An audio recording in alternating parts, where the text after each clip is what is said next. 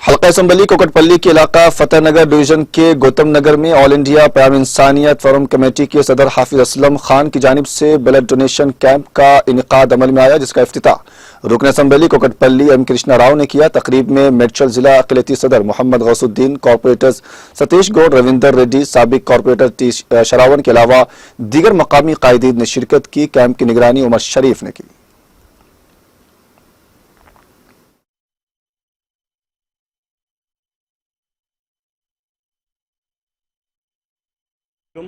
मैं Mohammad Khwaja body garage gym से आज ऑल इंडिया क़याम इंसानियत वालों का शुक्रिया अदा करता हूं, जो यहाँ पे जो है ब्लड डोनेशन कैंप अरेंज करें, जो MNJ हॉस्पिटल कैंसर पेशेंट्स के लिए है।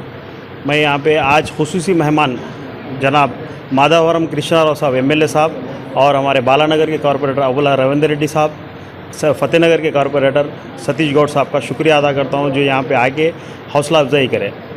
और यहाँ पे जितने भी डोनर्स हैं उन लोगों का भी शुक्रिया अदा करता हूँ।